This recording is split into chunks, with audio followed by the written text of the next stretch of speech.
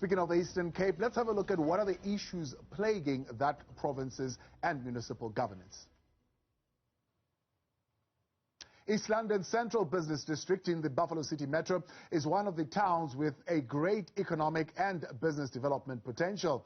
A once booming city is now a place filled with crime and dilapidated infrastructure. This causes great concern for the residents. Newzroom Afrika's Pasika Nontshiza took a look at that story.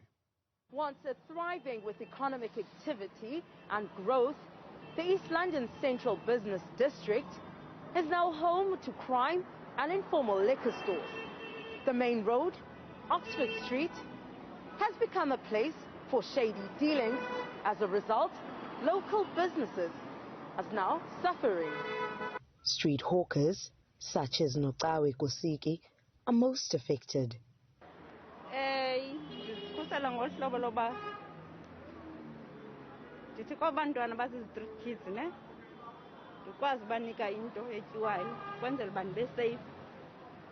And then yakrapa mosemgomeni so babonto ba hey lo mama lo uyasokola nyani so ndi friend yabo ngolo hlobo so abakwazi ke ngokundithaka.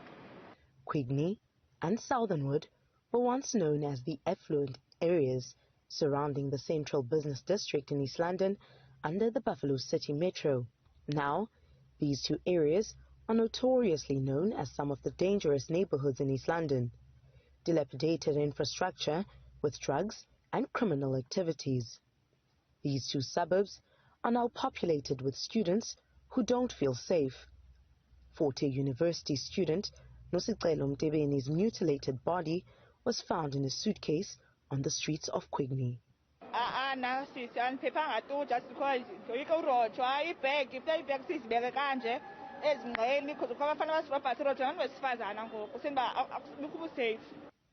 The once beautiful infrastructure is collapsing.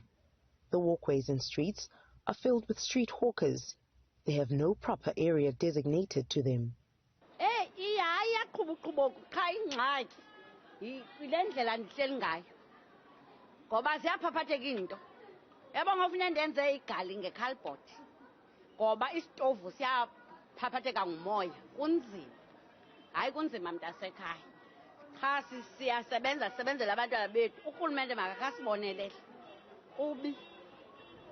With all of the chaos that's happening on Oxford Street, the key question here would be, are the bylaws being implemented by the municipality in ensuring that the taxis adhere to the regulations?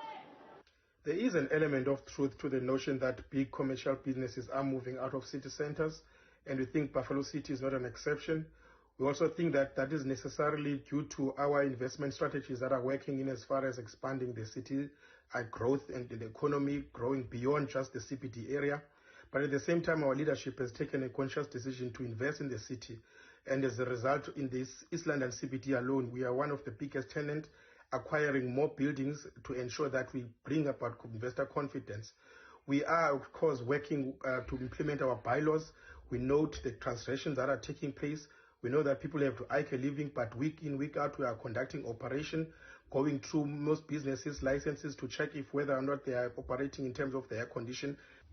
Following Philip Machanick's brutal murder, Buffalo City Metro Mayor Xola Phakathi vowed to intensify police presence in these dangerous areas. But there's still the main concern with security. Unlike most metros, there are no street cameras in the inner city. The municipality says it's seen a notable change in the implementation of bylaws and taking back the collapsed buildings. For Newzroom Afrika, Channel 405, I am Pasika in East London. Now, with just 5 days to go until the local government elections, we want your views tonight as we take a deeper look at whether or not community-led groups are the answer to service delivery challenges plaguing our municipalities, focusing particularly tonight on the Eastern Cape. Let's hear your views. 072-110-5584 with your comments and your questions tonight. We'll take you live. And of course, we are joined today by candidates who represent community-led groups who will be outlining some of their plans in fixing the municipalities in the Eastern Cape. We've got from the Mthatha Ratepayers, Pasika Nontshiza, as well as we've got Philip Machanick from the Makana Citizens Front. We'll be joined also a little bit later on by Abantu Integrity Movement's Mkhuseli Jack. Of course, we're taking your thoughts tonight as well, tonight at Twitter, at Newzroom 405, if you wish to give us your views. So the question is simple. Do you believe that community-led groups are the answer to service delivery challenges plaguing our municipalities? Waiting for Mkhuseli to come on, but Philip and Pasika, good evening, and thank you very much for your time and joining us tonight here on In Focus. Let's start with you, Philip. I'm going to start there. What do you think is behind the emergence of localized rebellions, and why do you believe that these community-led initiatives will win these elections? Well, I think people are tired of protests and trying to run the government through the courts. And there's a lot of civic activism over here in Makana. And, the Unemployed People's Movement was involved in a large protest in May and June. And they and other groups in the protest called for the provincial premier to come here to sort out the problems. And, he didn't. And we have a long history of trying to persuade the government to do their jobs through everything from polite letters, petitions, parades, angry protests, high court actions. We get no result. Now, I used to chair the Makana Residents Association, and, we were the politer side of trying to engage with government. And we just got so little done by doing it that way.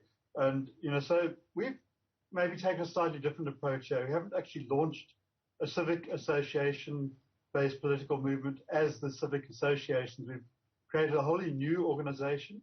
And so UPM, Makana Residents Association and so on, remain independent and autonomous.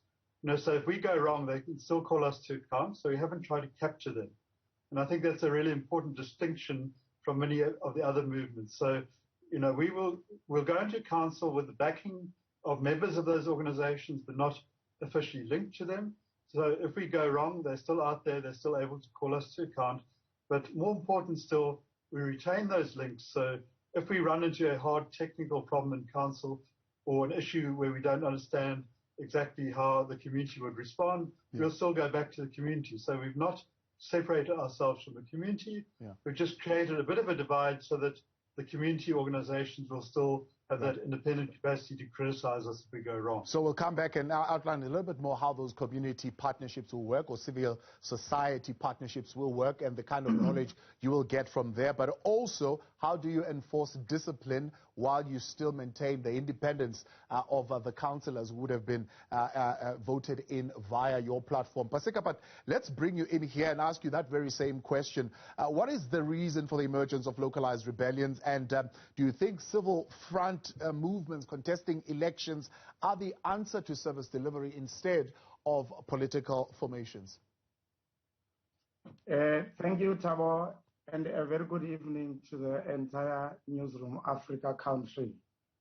Let me rather answer your question, Thabo, in the affirmative and say civic movements and community-based groupings are an answer to the problem we find ourselves in, purely because when Mthatha Ratepayers and Residents Association was formed, it was out of the pain of noticing that if ratepayers and residents, they don't stand up and be counted, they are running a risk of having their properties being auctioned in being sold out in an auction, and they are running a risk of our rural populace not benefiting from the local government. How does this come about?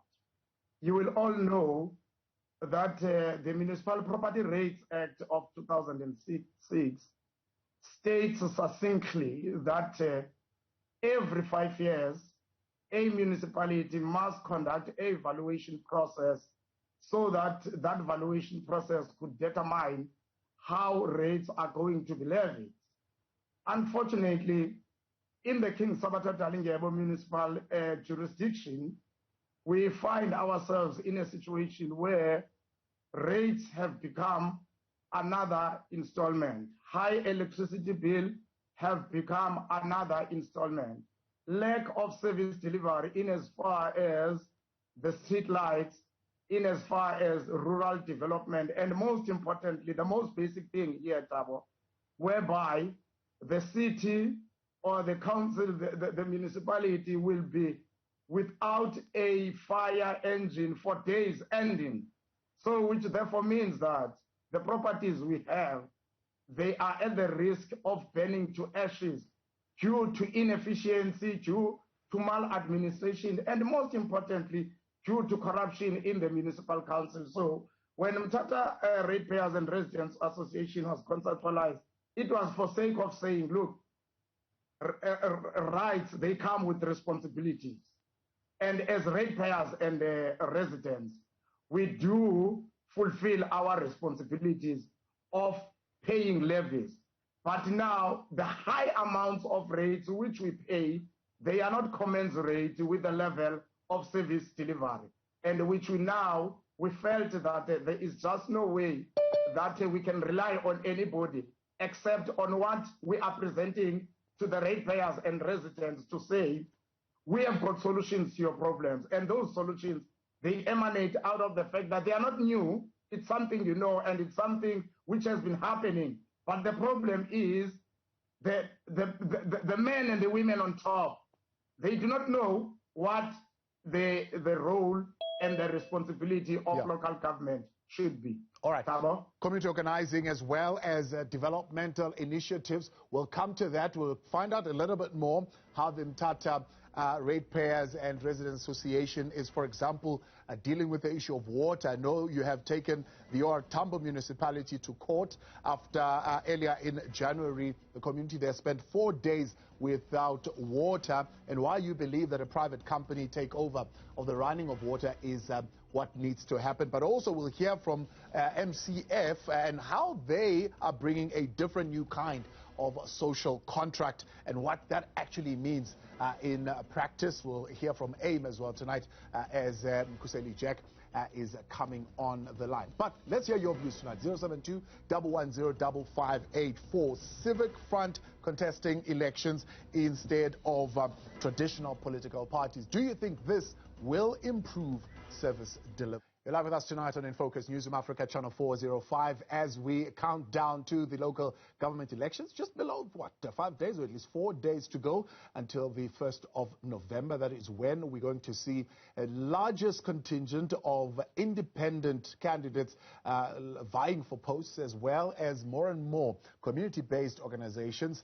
contesting these by-elections. If you look at, for example, the Makana Citizens Front, I believe they are contesting 13 of the 14 wards in the area, Philip, if I am correct. What is the different kind of social contract that you're bringing, for example, for the township of Alisdale, where you've got the Nontshiza township, as well as the Transrifir community, almost divided by a power station, but quite honestly, there's nothing happening in that municipality as far as infrastructure. There are no banks, only one ATM, there are no SASSA offices, there's no home affairs. What are you bringing? Yeah, well, what we brought there is an extremely high energy candidate who's tackling all of those issues. And, you know, Alisdale is part of an enormous ward. It goes all the way from Alisdale through to Makhanda, formerly Grahamstown. You know, she's worn out the tires in her car. You know, she's working really hard for her constituents, and she's a very organized person. She takes notes. You know, if one of our minute takers has missed something, she's always the one who knows what's going on. And, you know, that's the sort of person you want in council, a person who pays attention to the detail and, you know, who follows things up and doesn't let things slide. Now, that's going to be quite a tough ward for us to win, because there's a very popular ANC councillor there who was not nominated and is now running as an independent. But, we're fighting that one hard, and, I really hope she gets into council, because that's the sort of person we want, a young woman who's enthusiastic, got high energy, and so on. Yeah. And so you asked about our different social contract, though, yes. if I can talk in slightly more general terms. Yeah. We are trying to find a middle ground between independent candidates and a political party. So our councillors will have a lot of freedom to vote the way they choose on issues that are specific to their ward. We won't run a caucus system, party with party line and so on. Only on issues that are essential to running the government, like passing the budget, will we actually enforce that sort of discipline. But the other thing we've done that's really different is that we have a code of conduct that includes giving the community right of recall. So if you can get 100 voters who'll sign a well-motivated petition to recall a councillor, they'll have a right of defending themselves against the charges, but if the defence does not hold up, then they have to step down. And all of our candidates have signed this code of conduct. The other side of it also is that because we have emerged from community organisations but not separated ourselves from them, is that we will keep talking to the community. So one of my big frustrations when I was chairing the Residents Association was that we would put great efforts to helping government. We'd find community experts in areas like water, and if they didn't feel like listening to us, they just locked us out.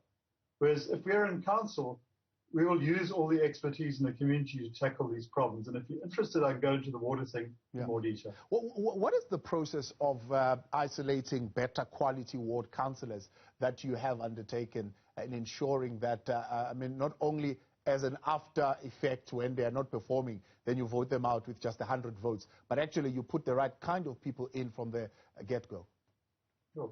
Well, we put everyone through an interview process. We got them to supply a CV and so on. The one issue we did have, though, was because of the short time frame, and this movement was really only conceptualized on the 16th of June, which didn't leave us much time. So it's possible we've made mistakes. We accept that, but we have the correction mechanism, and we will not be embarrassed to fire one of our councillors if it's justifiable. I mean, who else does that? The only other movement in the country I know that consistently removes councillors who don't perform is Forum for Service Delivery, who are not competing in our part of the country. But, I think that's a firm commitment that if we have made a mistake, we'll correct it. Yeah. Non-partisan elections, of course, a big thing when you're talking on local government these days. But others are looking at the opening line of your statements, quoting the Freedom Charter, and they're saying, well, are you not hiding behind this non-partisanship, but actually showing your political colors in a way? Well, we have people from a very divergent range of constituencies, and we've been attacked because we have people who are formerly from ZAPO, people who are formerly in the ANC and so on. I wasn't a member of any of those organizations. But, if your neighbor's house is on fire and somebody passes you a bucket of water, you don't ask if it's a capitalist or socialist bucket. You put out the fire. And that's the situation we're in now. Our municipality is an absolute disaster. There are people with rivers of sewage flowing through their homes, the roads that are more pothole than road. We're lucky if we get water every second day. Some areas get no water for weeks at a time. And, things are at the point where people are really desperate, and we've got to try something new. This is an experiment. We strongly believe it's going to work, but if we don't try something new, the old saying attributed to Einstein, trying the same thing repeatedly and expecting a different result is the definition of insanity. Yeah. Pasika, let's bring you in. I mean, you mentioned before we go to the break this whole issue of municipalities fleecing residents with rates, charging them the highest price, for example, for electricity. One of the issues that you've raised about Buffalo City, saying they've been charging residents the highest price for electricity in South Africa. Talk to us about what the neighborhood or community organizing and development initiative has done around this particular issue. Thank you, Thabo.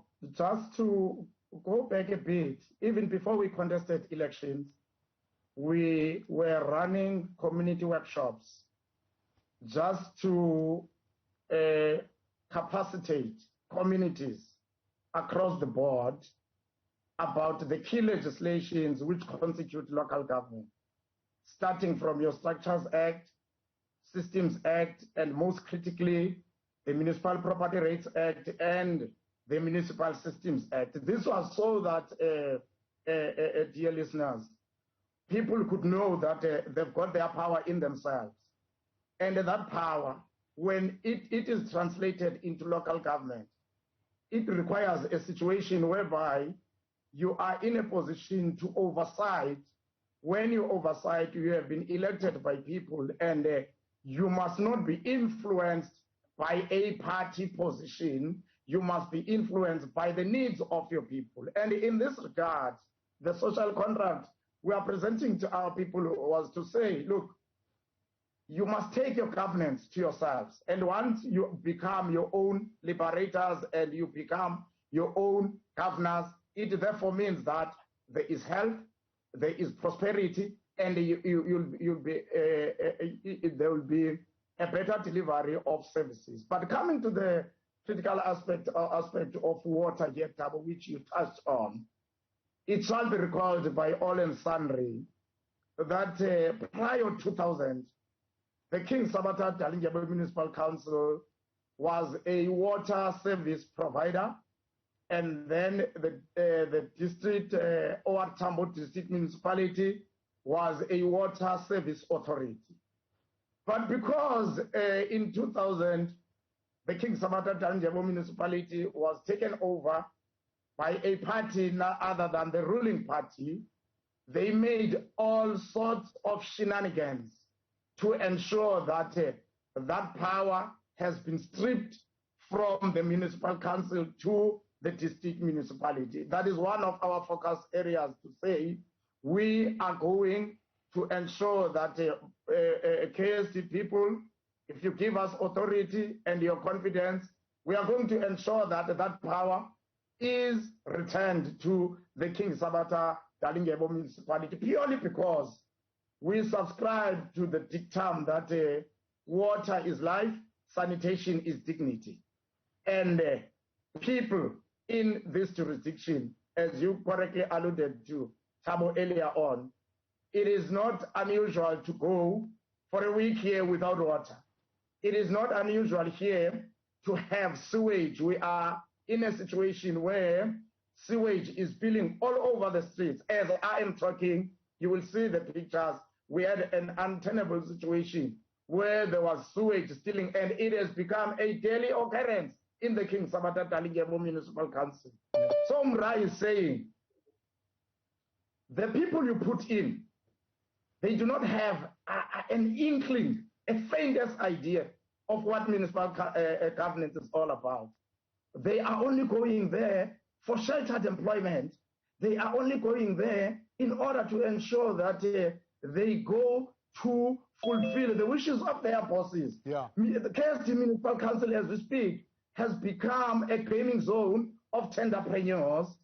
It flouts legislation to an extent that what is due to come to the local business, it only goes to companies who are linked to the political oligarchy. Yeah. And in the process, we must hasten to add, Tabo, that the youth have got no place where to practice their skill. Let's say when they get out of Tibet and tertiary institutions. I'm going to come there to that, Pasika. How you plan to mobilize neighborhoods, particularly youth and families, and making sure that the areas are safe. And I hear your plan when we come back from the break. Pasika Nontshiza as well as Philip Machanick with us. Mkhuseli Jack still trying to come on, having some technical issues there coming on tonight. Your views on the topic tonight. Do you think community-led groups are the answer to local government service delivery issues tonight? 072-110-5584. Or you can tweet us at Newzroom 405. We're back in a moment. The voice of the electorate continues now here on In Focus, Newzroom Afrika, channel 405, looking at the role that community-led formations are going to play in the service delivery challenges plaguing the province of the Eastern Cape, the municipality of Makhanda, Buffalo City, Nelson Mandela Bay, and so on and so forth. The Auditor General saying 15 municipalities received unqualified audits with findings, and 14 had qualified reports with findings. So big issues there that we've got to deal with as far as service delivery is concerned. Before the break, Pasika, we're talking about issues in communities. I'm going to come in a moment to economic development getting the youth involved and security and so on. But there is reports that indicate a leaking pipe from the Mthatha Dam being largely the major factor in the issues of water there in that particular area. Why is it, one, that, I mean, at least this particular damage happened in 2016, that over 5 years, this particular pipe has not been fixed? But not only that, why do you believe a private company taking over the running of the water provision would be the answer? That could be attributed, Thabo, to inefficiency, maladministration, and corruption. The people at Mthatha, which is the headquarters of this municipality, they are there just warming seats. And in the process, and at the end of the day, they are just fleecing ratepayers and residents out of their hard-earned money. And might I add, they are only there to serve the interests of their political honchos, not the interests of the people. But our view is, we believe, as everybody else, as any South African, that a public-private partnership, it works for various situations. And in this regard, purely because water is a need which you cannot postpone for any longer. And since you cannot postpone it for any longer, if the municipality does not have the capacity, the private sector must come into the party using, of course, the applicable legislation, so that in between and in the process, it can capacitate the local people, it can transfer skills, and most importantly, it can create the much needed job opportunities, because we still believe here that people must not be fooled about the fact that jobs are going to be created. If you're talking of creating jobs, you must say where the source is. And we have identified that if KSD municipality jurisdiction and the entire OR Tambo is a water scarce area, now that should be turned into a positivity. We must analyze, and we must allow the private sector to inform and tell us as to where are we lacking, so that we can be able to release much needed jobs, and the farmers must be able to have access to running water. Right. Philip, speaking of jobs, you mentioned earlier on your partnership with the Unemployment People's Movement. How different is this collaboration to that of the ANC and, for example, COSATU? Yeah, well, that's a very good example to use, because UPM is a very different constituency to the one I come from. And, so it creates very interesting discussions where we work things out between us. But one of the things that we decided early on was that an alliance like the ANC plus COSATU was a mistake, because it creates a tight link between the organizations. So one is bound to capture the other. And if you look at COSATU, you have to ask whether it is working in the interests of its members, or it's subverting those interests to the interests of politics. And so we decided not to avoid that and to keep the organizations separate. So although UPM is a major constituent of the campaign and has been a big leader of getting the organization going and so on, they're not formally part of the organization. And so they are still on the outside. When we go into council, they'll be there to criticize us, support us as needed. And unemployment is a huge issue here. It's nearly 70% of the population. So they are a massive constituent of our society. We want them there to inform us in terms of policy, but also to be honest critics if we go wrong. Whereas, COSATU, in its tight alliance with the ANC, does not have the independence it really needs in order to pursue its members' interests. And, I think that is a lesson that we learn not just from here. If you look at the Labour parties in Britain and Australia, they made the same mistake. The unions were tightly integrated into a political movement, and when it came to a point where the politics dictated doing things that were not in the interests of the workers lost out. Yeah. How are you approaching the social cohesion question, uniting the communities? I mean, there's a sense that there are parties that would want to exploit the colored vote Others are saying, no, let's get the black vote. What is different about your approach to the question of social cohesion and ensuring that both parts of all parts of society actually are galvanized behind what you want to achieve? Yeah. Well, the leadership has been conscious of this issue from the start and worked at being inclusive. So if you look at our PR list, for instance, we have the full spectrum of our local population represented there. Generally, people are well known. So, for instance, Jane Bradshaw is a very well-known educator, has done an enormous amount of work rescuing street kids from a life of drug abuse and so on. She speaks all three of the local languages fluently. She's an incredible campaigner. And we have Jonathan Walton, for instance, who works at the Black Sash and is very well-known in the coloured community. And, we accept that in the spirit of non-racialism, theoretically we should be colorblind, but in practice you have to be aware of this and aim for inclusivity. And, I think that if you look at the range of candidates we've got, we couldn't be much more inclusive. And I think this will all show up in the results on election day, 1st of November, Monday. Well, the results will start trickling in after that. But, something we have to be conscious of. We can't say that we will be non-racial and simply ignore the differences in society. But at the same time, it hasn't been, a simple quota kind of approach. The movement has approached people who are leaders in their community, who have credibility, who can actually work on solving the problems, rather than just say, well, okay, we need a white face in the PR list, pick this guy. Yeah. I read an interesting articulation from the MCF around the question of power and delivery of services. You draw, for example, this issue of the court case, right, where Makana goes to court and the courts rule in your favor, but you have the Premier now taking this issue on appeal instead of addressing the issues of delivery, but most importantly, fighting for power and for that municipality not to be dissolved. Just articulate a little bit more, and you're saying, how do you draw that distinction, and how differently would you have approached this particular matter?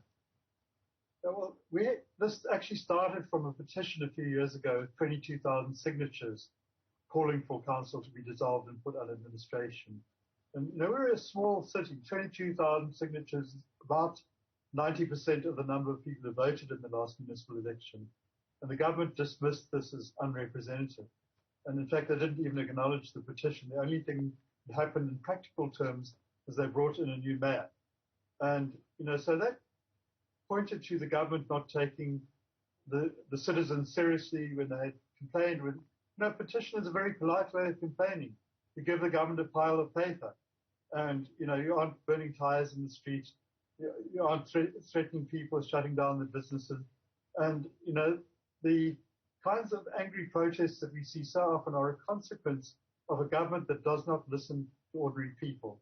I've been thinking this through, particularly since the 2016 student protests. Why do our people so often protest as if we live in a police state? And the reason is that the government governs as if we're in a police state, except that we have elections every 5 years. And after the election, they lock the doors on ordinary people. They don't talk to them. They have sham consultations, but really they don't care about the opinions of ordinary people, particularly the poor. And, one thing about this city is it's very small. You can walk 10 minutes in any direction from City Hall. You can hit the wealthiest part of town. You can hit the poorest part of town. And unlike a big city like Joburg, we can't hide from these issues. The inequality is right there in our faces. And, I, for one, am not going to accept that. I can deal with issues like the totally incompetent management of our water system by choosing to trade my old car for an older car so I can afford to put in a rain tank system. But how's a poor person going to do that? I put a fair chunk of my own money into fixing potholes in the area where I live. Again, how's a poor going to do that? If you have a government that only serves people who can afford to pay for the services themselves, why even bother having a government? And, so the fact that we can see the inequality so close up in our faces means that we just can't sit back and do nothing. We have to act. And when this new movement was launched, I felt it was the right thing to do to join it and also to encourage it to be as inclusive as possible. Yeah. Pasika, let's get back to the KSD local municipality and talk to issues of fiscal discipline. I mentioned in that initial package we played that the municipality, of course, is plagued with this dysfunctionality, but not only that, there is a need for resources, and very limited resources are currently available because of the budget constraints. Now, you mentioned earlier on that we've got to be careful around this thing of promising jobs, because you can only promise jobs with as much of intervention that you can bring as far as innovation is concerned and addressing the need that is existing in the community. But you can't just willy-nilly promise people jobs, because I suppose budgets are also limited in a sense. How do you plan to bring in fiscal discipline into the local municipality? We submitted some time ago that our umbrage is with the fact that the skills of the people who are supposed to ensure fiscal discipline, they are questionable. We say that mindful of the fact that the Municipal Finance Management Act states categorically that the accounting officer of the municipality is responsible to ensure the financial stability of the institution. But unfortunately, dear listeners, as we highlighted earlier on, the political oligarchies we're talking about, they have used the KSD Municipal Council as a dumping ground for all discredited municipalities all over the Eastern Cape. Only if they are going to serve their interests. They can give you a person who has been chased away from Mnuma, who has been chased away from Port St. John's, and they will bring that particular person to you. So as long as that person is going to serve their interest. And in this regard, we must highlight here, dear listeners, dear viewers, that this unfortunately is eating on a dwindling rate base, because due to a lot of things, unemployment being them, COVID-19 being them, the rate base has dwindled. Having dwindled, the municipality is completely incapable of analyzing the need as to who now is able or is affording to pay rates. And out of that, it leads to a situation whereby people are being burdened with a lot of debt, because, as we highlighted earlier on, that some of these rates, in fact, these rates and this electricity bill, it is not lawful, it is completely illegal and unconstitutional. But Mra is saying here at Tabo, maybe starting with social occasion, we are advocating for a neutral municipality, but which is an enabler for the enabler for all businesses to thrive. What are those businesses?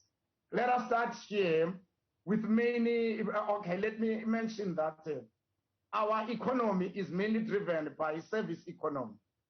And in that service economy, you will notice that the biggest employers here are retail stores.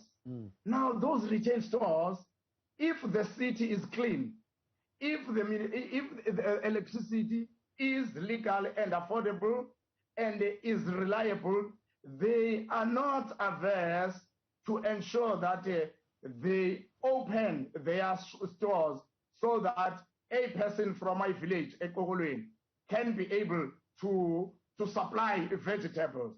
But the problem here is that that enabling environment is not there. But let me come to you, Tabo, as the previous host of the Living Land.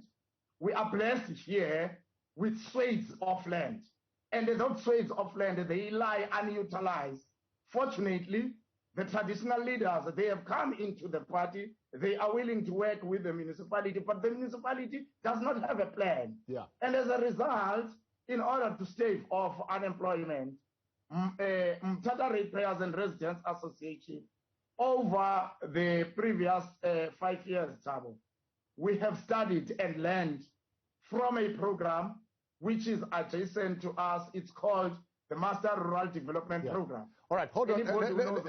Let's hold that because I want you to expand on it without any pressure of time. The Master Rural Development Program and what that entails and how that could certainly boost the economic development of rural towns and create the employment that is required. Pasika Nontshiza there with us. He's with the Mthatha Residents and Ratepayers Association. We also have Philip Machanick, who is with the Makana Civic Forum. We are back with you in a moment. Do stay with us.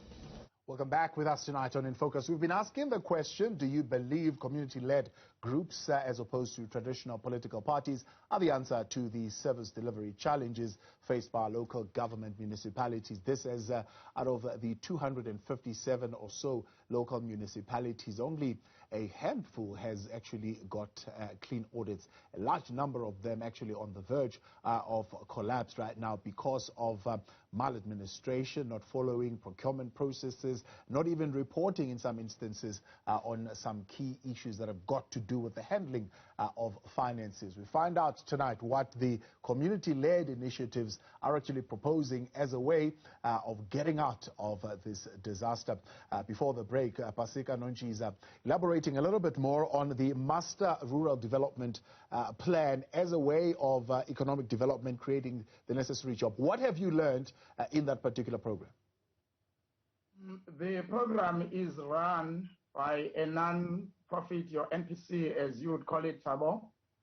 It's under the tutelage of Mr. Madalani, who for a long time has been helping the community to utilize their land. But lately, he conceptualized a program whereby parents could hand over their gardens and to a certain extent, mealy fields to the young people.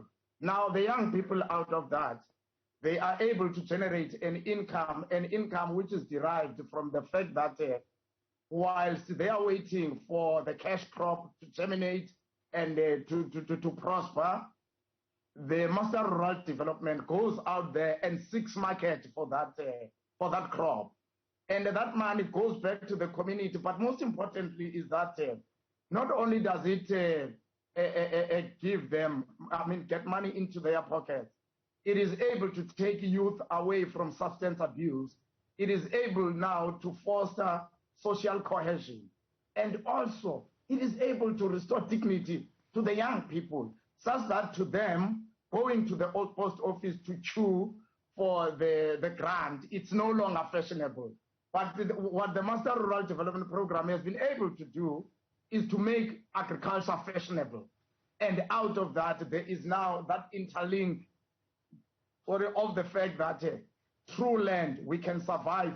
Through agriculture, we can feed the city. And out of that, we can have a proper community. Yeah. Philip, what's your vision for particularly utilizing the tourism base and the tourism potential, rather, shall I say, of this province? Many, for example, are looking at a place like Alistair and they're saying, look, it's fairly quiet, there's very little crime there. You've got a route there that leads to the game reserve where the wealthy always drive, of course, particularly ignoring the poverty that is around them, and that there's something that certainly can be done there to create some degree of economic activity.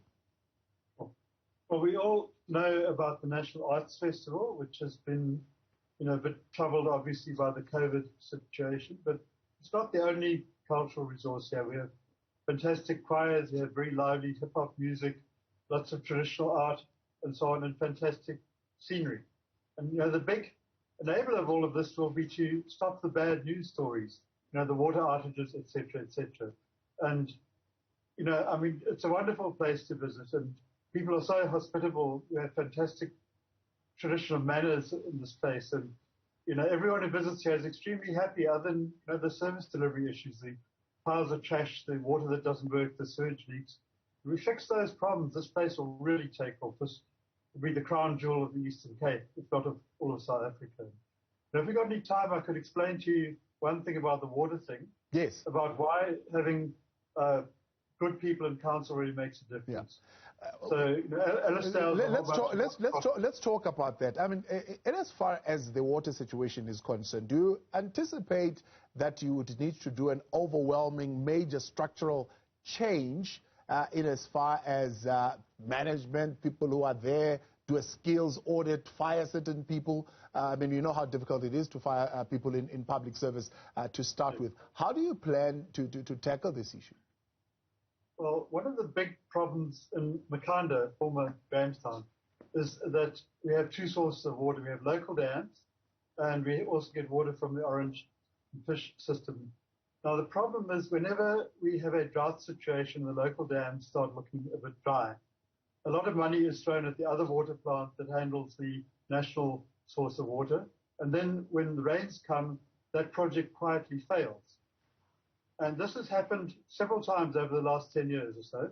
Hundreds of millions of rand have been budgeted for these projects that fail.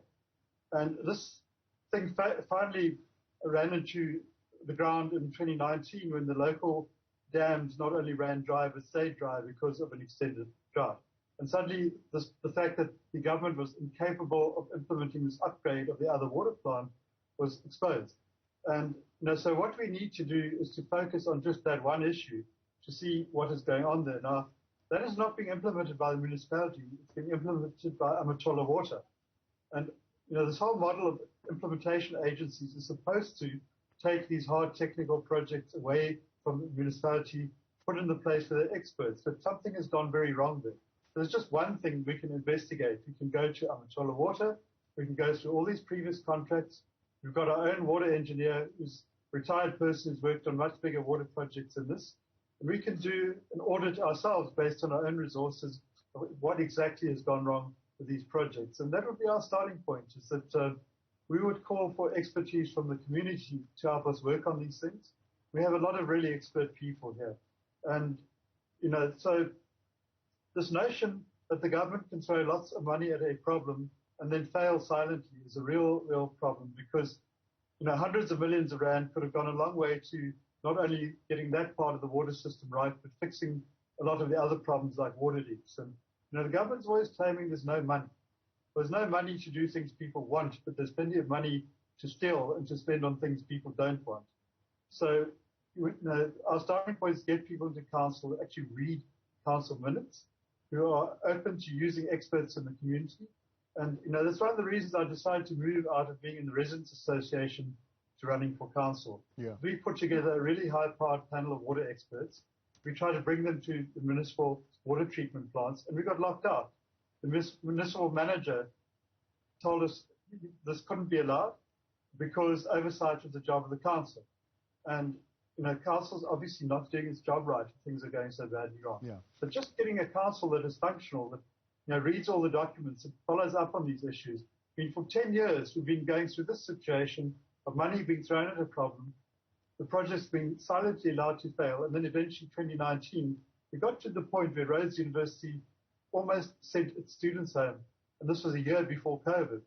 And, so simply having people in council who pay attention to the detail, read all the documents, make a huge difference. And the second stage is not being scared of bringing an outside expert who are not members of our movement. Certainly. All right. Thank you very much. Philip there. He is the candidate for Ward 4 in Makhanda. Philip representing the Makana Citizens Front. And we also had Pasika Nontshiza, Chairperson, Strategy and Elections for the Mthatha Ratepayers and Residents Association. We appreciate you both in sharing your views tonight. Unfortunately, Mkhuseli Jack couldn't come on due to some technical challenges tonight. And that's